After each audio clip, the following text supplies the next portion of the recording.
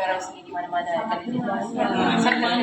Yang kemarin oleh-olehnya beli coklat Oh begitu. Yang saya ketahui cuma Peros dibawa ke Banten, ke Batam saja. Saya tidak tahu ada sudah sampai ke Medan. sudah sampai ke Medan. Batam yang bawa ke Medan. Yang sering di Banten. Di Beras Pagi Buah ada. Di mall ada. Yang sering kelihatan bentuknya macam mana? Jadi Toples yang warna merah, hijau. Ya. Kalau coklat yang warna brown seperti ini, apa namanya itu? Kalau coklat yang warna koko seperti ini, itu apa namanya? Bukan bar. Coklat yang warna koko seperti ini dipanggil coklat susu. Oh, milk Coklat chocolate. susu. Oke, kalau coklatnya warna putih, apa berarti namanya? White chocolate. White coklat. Kalau yang lebih gelap lagi, Dark chocolate. dark coklat. Siapa yang penggemar coklat hitam di sini? Saya suka. Nah, kalau ada yang nitih, coklat hitam. Tolong belikan coklat hitam. Apa yang perlu ditanyakan dahulu? Kalau ada yang menitip, tolong dong belikan coklat hitam. Harganya. Bukan harganya. Apa yang harus ditanya kepada orang yang mau menitip tadi? Yang manis. Yang hitam atau yang pahit? Pahit. Nah, harus ditanya sebegini. Persennya mau yang berapa persen? Berapa persen? Kalau sudah sampai taruhnya persen yang harusnya makan 80 tapi dibelinya 70 atau 60, rasanya manis. Jadi tidak enak. Nah, harusnya ada kompor lagi. Oke, itu persen. Pertama. Yang keduanya, harus yang dilihat lagi coklat itu di manakah negaranya yang digunakan. Manis sebagai contoh, dia ada tulisan di situ dari Ghana, Tanzania, Dominika, ya dari mana coklatnya sampai, yang dibuat dari mana. Nah, jadi kalau berlainan negara rasanya macam-macam. Ada masam, tawar, manis, kelat, tembakau dan berbagai lagi. Inilah baunya. Jangan dekat-dekat. Ini kopi ini teh juga. Wangi. Tapi kalau mau langsung divonis, mau dikatakan pahit, tidak. Nah, ya. Yes, ada juga yang bawa tembakau. Iya betul. Oh, iya. Begitu. Nah, jadi kalau yang physical cocoa ini namanya pod. Kalau isinya dipanggil isilah meat dan bijinya dipanggil itu biji koko bean. Dan setelah adanya biji koko tadi harus dipecahkan karena kulitnya tidak boleh dimakan. Itu dengan tangan juga bisa. Dan jangan dibuang kulitnya, nanti boleh dihasilkan air teh. Air teh. Ini ditaruh saja di dalam air panas, dikacau. Dan jangan sekat satu keping, tidak jadi. Bikin banyak lagi. Kemudian ini namanya nips. Bisa dimakan langsung begitu saja, rasanya seperti kacang. Rasanya kacang. Tapi kalau sudah di blender akan jadi halus, maka dipanggil powder. Bubuk coklat. Di apa? Di Medan kan ada kayak gini. Yang mereka juga jemur. Baru di coklatnya dijual. Ya, sebenarnya itu raw materialnya. Memang bukan dijemur. Dijemur itu ada nomor 2. Harusnya ditapaikan dahulu. Karena sudah ditapaikan, maka dijemur setelah itu. Itu di situ tempat di penapaian. Apa itu di apa? Di apa ya? Fermentasi. Iya. Dia keluarin isinya, kemudian masuk di dalam itu kotak. Jangan dibuka tutup. Kedap udara ya? Di kedap udara dan suhu sekitar 40 derajat. Masukkan saja tangan ke dalam itu. Sepertinya agak panas. Biarin aja. Jangan sejuk. Kalau dia dingin itu tidak jadi. Jadi kemudian nanti hari yang kedua, ketiga, sampai hari yang kelima nanti akan dibuka kembali. Isinya tadi sudah hilang, maka dijemur. Itulah itu. Nah, ini prosesan yang tadi basuh dalam WC basuh. Tangan Dan ke kemudian belakang. akan dibakar di dalam kamado. Dalam cocoa nibs adanya minyak yang dipanggil butter. Itu dia cocoa butter. Oh, itu cocoa butter tuh kan? Ya, dari biji nibs tadi yang telah dikeluarin, yang dikompres keluar. Dan nanti akan setelah adanya butter dikeluarin dan kemudian powder itu sudah ada digabung kembali. Oh, udah dipisah digabung lagi. Gabung lagi begitu. Kenapa tidak digiling langsung? Dengan cara sebegini rasanya lebih enak. Indonesia. Begini lebih enak lagi prosesannya. Dan setelah digabung kembali hasilnya lebih cair. Inilah baru dipanggil mas, koko mas ataupun masa koko, mes, koko mes. Ya, begitu. Sepertinya di sini kalau yang tulisan ingredient satu-satu dijelasin. Seperti Master Chef ya, ininya Chef Juna itu. Chef Juni kan. Oh, Chef Juni. Nah, seperti di depan ni ada gula, ada minyak, ada ini, ada itu. Terus dicampur ikut aturan, ikut suhu, ikut pada. Ada gula juga? Ada, pasti ada. Nah, sekalipun ditulis no sugar added, pasti ada sugar yang tersembunyi. Less sugar. No sugar aja. Ya, ini dia coklat hitam. Nah, bila sudah ada ibu coklat, masa koko tadi, terus dicicip lagi, pahit, otomatis akan ditambah sama gula. Kalau gulanya kurang, maka kokonya akan tinggi. Jadi itulah persen itu berbeda-beda. Kalau yang campur sama susu, ini dia hasilnya coklat susu. Coklat susu peratusannya kadang-kadang ada 35, ada 20, tergantung. Ini persen. Cili ini dia 54% koko, tetapi dicampur sama babas, cabai, tapi ini namanya babas. Pedas. Kalau yang aneh-aneh begini, jangan langsung dimakan begitu. Dikit-dikit. Oh ya. Supaya tidak terkejut. Iya. And then lagi satu coklat putih. Coklat putih totalnya memang putih. Tidak ada coklat di dalam.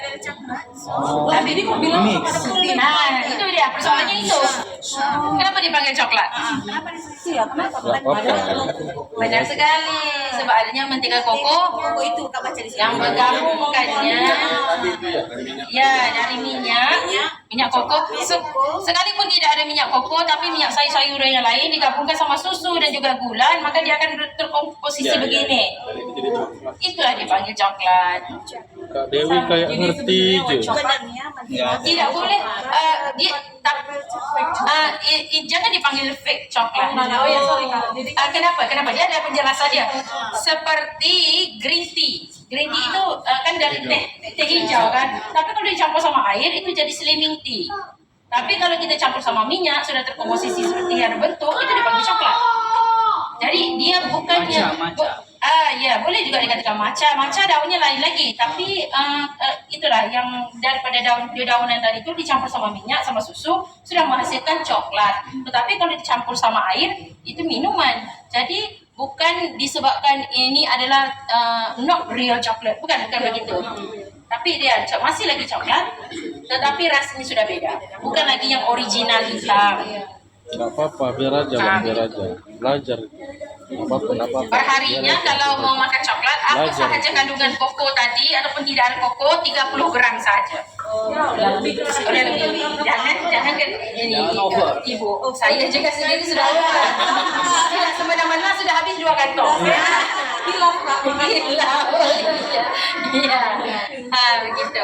Jadi kalau di coklat ini tidak boleh ditaruh dalam kulkas. Kalau taruh dalam kulkas akan kering. Kemudian akan seperti sarang semut. Sudah hilang gurihnya, sudah hilang.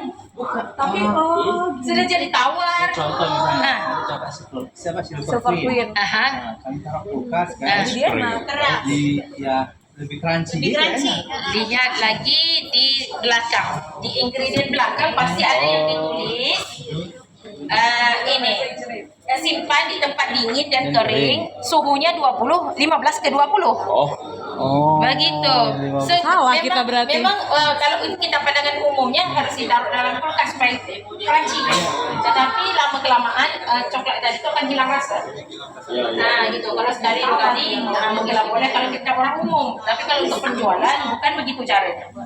Katanya boleh tak? Boleh. Untuk brand sendiri dari manakah coklatnya? Asal Switzerland, Germany, Ireland, Tidak. dekat Malaysia aja. Tidak. Yang pertama sekali kalau sudah bertanya seperti itu negara-negara yang boleh menanam koko hanyalah Asia Tenggara. Jadi keseluruhan Asia Tenggara itu ada yang kami import kemari. Tetapi yang majoritinya kita gunakan dari Ghana. Kenapa Ghana? Karena dia punya Ghana itu kokonya kalau buat coklat hitam pahit, betul-betul pahit. Jadi dia sesuai untuk cita rasa Malaysia, untuk orang-orang Melayu seperti kita. Jadi dia cocok, betul. Kalau digunakan dari Vietnam, rasanya masam. Dia biji kokonya masam. Jadi kalau dibuat air, dibuat coklat hitam bukannya untuk umum. Hanya sebahagian menyukai masam saja, menyukai coklat hitam tadi. Gitu. Hasil Ghana. Ghana, betul. Majoritinya begitu. Dari Swiss. Swiss hanya pembuatan coklatnya di situ. Sekarang Swiss dia musimnya sudah berganti, dia ada 4 musim, mungkin ada lebih lagi. Jadi hanya 2 musim saja boleh menanam koko tadi. Panas, ada hujan, itu saja. Ini yang konsumsi coklat. Malaysia tidak termasuk karena kami mengkonsumsi nasi lemak. Indonesia malah lebih lagi. Setiap kabupaten, setiap negara itu apa gitu. Iya. Per kapita.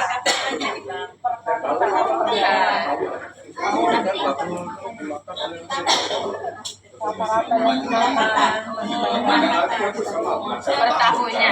Sebenarnya kalau ini tidak masalah karena 88 ini satu tahun itu tergantung sih pada orang. Kalau 1 toples saja udah 400 gram. 1 toples kalau 20 toples 30 gram. 30 per hari. Setoples Jadi kalau untuk mendapatkan 8 kilo, maksudnya itu 2 kali ganda yang 400 gram tadi itu. Jadi harus 20 botol. 20 botol itu Makan coklat bagus itu. Tidak. Masih lagi saya menerapkan kalau ikut sunnah Rasulullah itu yang paling bagus sekali. Bukan coklat. Berpuasa. Betul. Berpuasa adalah yang terbaik sekali. Tidak ada yang boleh melawan sunnah Rasulullah ini. Tapi kalau coklat ini cuma sekadar mau dimakan, mau coba-coba gitu. Iya, masalahnya itu. Jadi harusnya on time makan, kurangkan makan, lebihkan aktivitas. Itu bisa harusnya. Coklat bukan tidak boleh dimakan, silakan makan, tapi harus ada sukatan tertentu. 30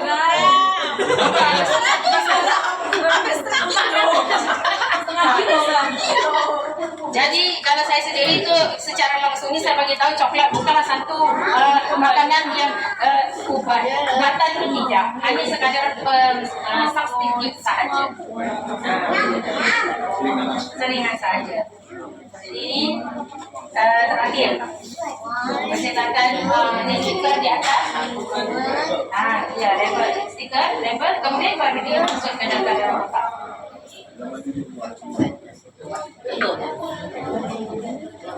Sekarang kita langsung ke museum.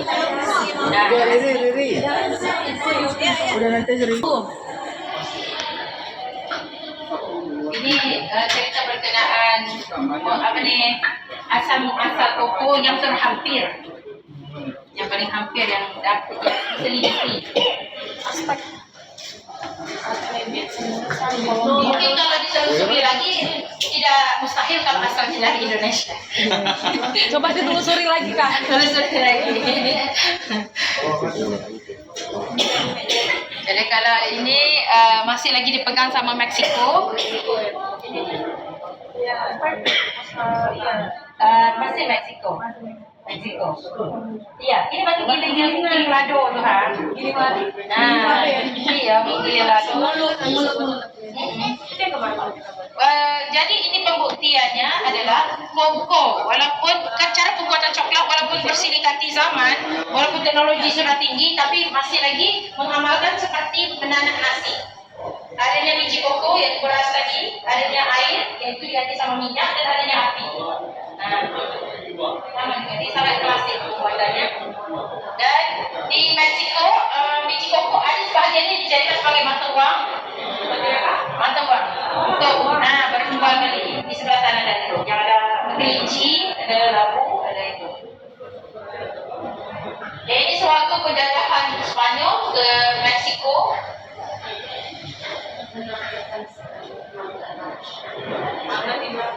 Kalau waktu ini telah didiamkan dahulu selama 100 tahun di Spanyol, kemudian ada perkawinan campur, terus jadi buka ke seluruh Eropa, termasuk juga di Inggris. Nah, jadi jangan dikasih bilang satu-satu, cuma kita saja. Macam itu.